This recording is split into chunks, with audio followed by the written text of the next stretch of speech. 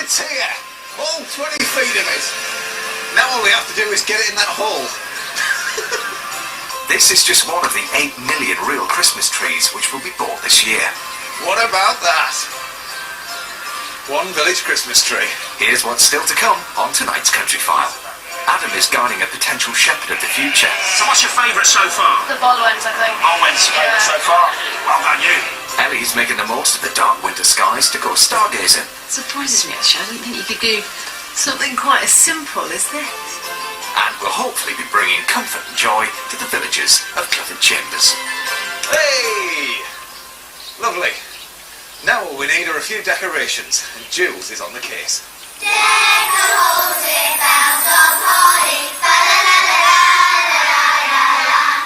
'Tis the season to be jolly, fa-la-la-la-la-la-la-la. Christmas, undoubtedly the busiest time of the year.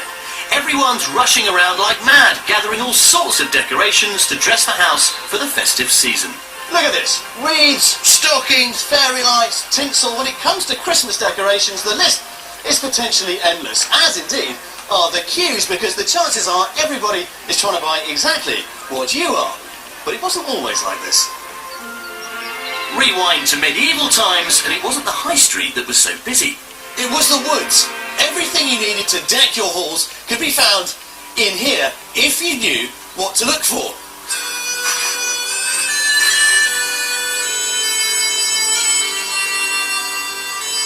Richard. Hi there. Richard Cook is a specialist weaver and can fashion ye oldie Christmas decorations out of just about anything, and he's going to show me how. If you could twist it, turn it, I can weave it, yes, no problem at all. Now, I'm looking at this willow here. Right. There's some willow. We have some willows. It's, it's been dampened off, so we can work something with that. For example, if you just wanted a quick star, if we bend it 1, 2, 3, 4, 5, yeah. okay? I like that. Yeah, and it sort of goes twinkle, twinkle, little star, and that's what taken a couple of seconds. Doesn't require any batteries, just a few twists with the hand like that. I'm making mine up now. Yeah, no, that's near enough. It's like I say to everybody, have a go. You're very kind. Now, I can see you're underway with some reeds here. Yes. What are you making those out of? Well, you can use the stuff that you would actually take down to the tip on a Sunday. This is a bit of Russian vine. Just give it a twist and you get the basic of the wreath. But this is just brush, isn't it? It's the It sort of stuff is. as you say, we throw away. Throw away or burn it or compost it. But what is it about the wreath that makes it such an important part of Christmas? The story, I mean, wreaths were used in celebration throughout the year. Obviously at Christmas it used to show that you've gone full circle throughout the year, the whole circle of life. Decorations are all well and good, but back then the festive period was all about survival. Matt, just how important were woodlands to our way of life way back when? Woodlands were fundamental. People would have worked in them in the winter when they'd finished on the fields, the agriculture was over, and they'd have been in the woods, managing the woodlands, collecting fuel for the fire to cook on, to get them through a long, hard winter. But why so much activity during the winter? You'd think, we kind of leave that for the summer. That's the time to be cutting trees down, when the sap's down, the leaves are off the trees stop growing. So there, yeah. Okay, right hand at the back of the chisel, Yeah. left hand steadying it like that. And then just draw it down. Pushing the chisel in as you're pedalling down. Nice steady rhythm. Well, it's quite satisfying actually, isn't it? It's lovely. The wood is green wood. It's still got the sap in, it's softer and easier to cut. Yeah.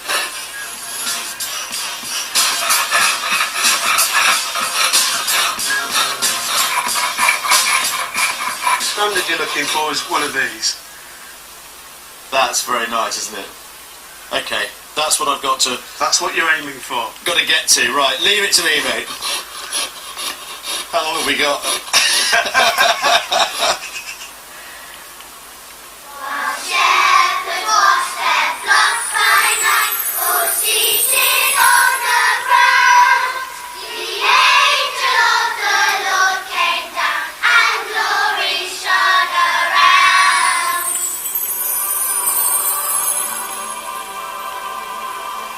Animals play a central part in the Christmas story. The three wise men with their gifts of gold, frankincense and myrrh were often depicted on camels heading off to Jerusalem. Mary and Joseph made their way to Bethlehem with a donkey and ended up in a stable with cattle lowing. And of course, there's the sheep. Modern sheep farmers in Britain don't need to stay out at night with their flocks for fear of wolves, but they still need to keep a close eye on them. Bill Meadows has been farming here in the fields just behind Clifford Chambers for 21 years. Do you need to be amongst your sheep? Watching over his new flock.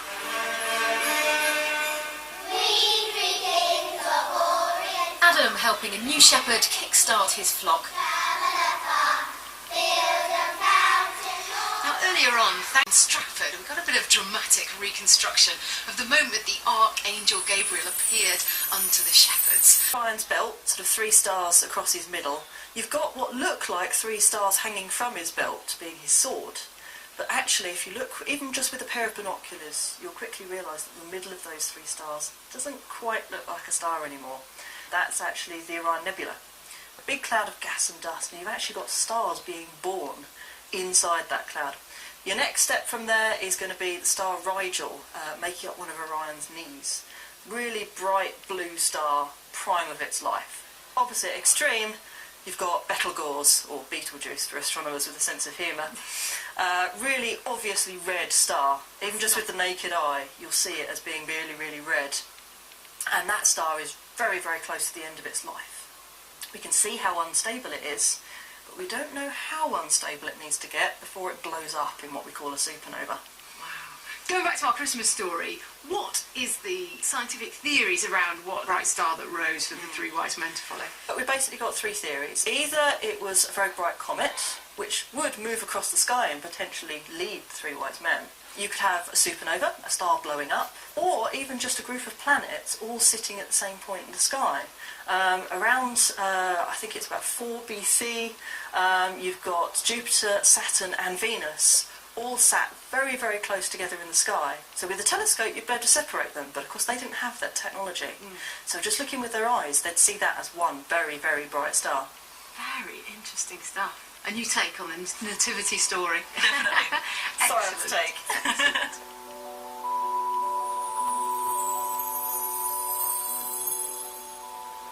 Well, the children are here and their lanterns are lit. Very good. The locals look like they could be in fine voice. Well, before their jaws freeze, let's find out what the Countryfile forecast has in store for us all for the week ahead.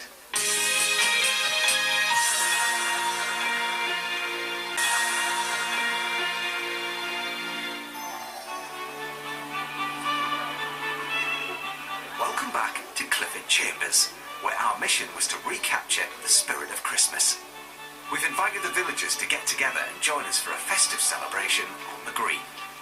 We were never planning on this being a silent night, but something calm and bright. We are making the most traditional Christmas entrance possible on board these wonderful Warwickshire camels. It's bizarre. Now, although villagers wouldn't have arrived on camels, gatherings in villages like this used to happen in rural communities at Christmas every year, but somehow it's all been forgotten. So this will be the first time it's happened here in years. Lead on, wise men. And Jules Hudson.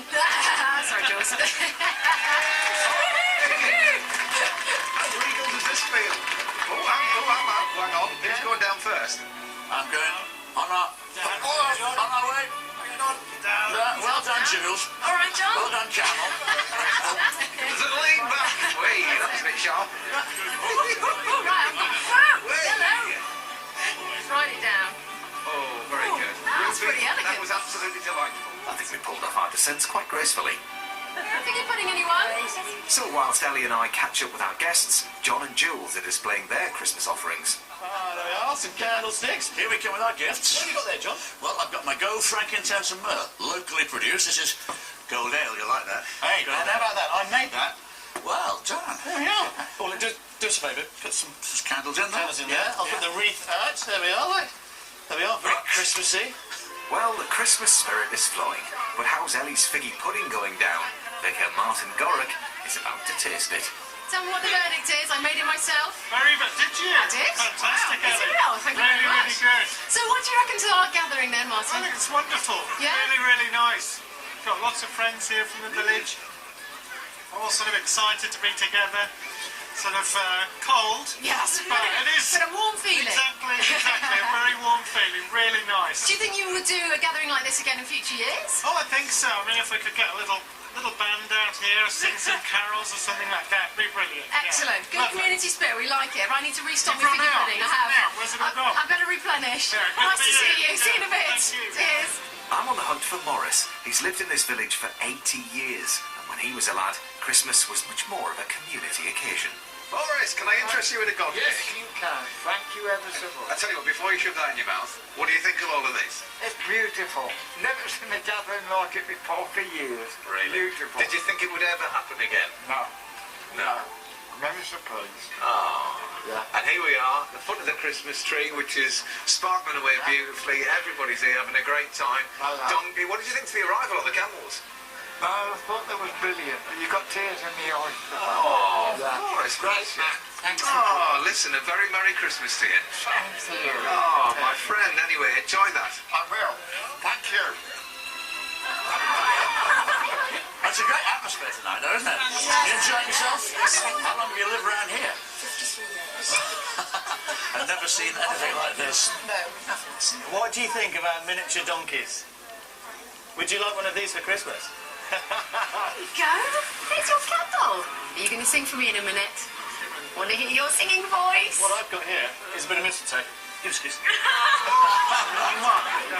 They're nice, are they? We haven't got any reindeer though, John. No. Apart from that one. There really is a wonderful Christmas spirit here, isn't there? Well, I think it's been a fantastic success. Yes, it absolutely has. It wouldn't be a Christmas gathering, though, without a Christmas song. Indeed. Shall we do some singing, everyone? Yes! Okay, here we go. After three. 1, 2, 3. We wish you a Merry Christmas. We wish you a Merry Christmas. We wish you a Merry Christmas and a Happy New Year. Glad tidings we bring to you and your King. We wish you a Merry Christmas and a Happy New Year. Well, that is all we've got time for from our traditional village Christmas. We do hope that you're feeling as Christmassy as we are. Now, next Sunday, it's Christmas Day, so there won't be a Countryfile, but we will be back at 8 o'clock on Wednesday the 28th. And we'll be looking back at some of Britain's finest country estates. But from all of us here in Clifford Chambers, it's goodbye and we wish you a Merry Christmas and a Happy New Year. Glad tidings we bring to you and your King. We wish you a Merry Christmas and a Happy New Year.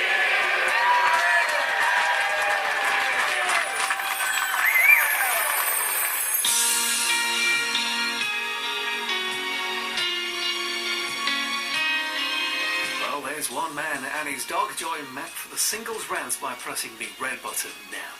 He became a much-loved vet, but it wasn't always that way, as you've never seen him before. Young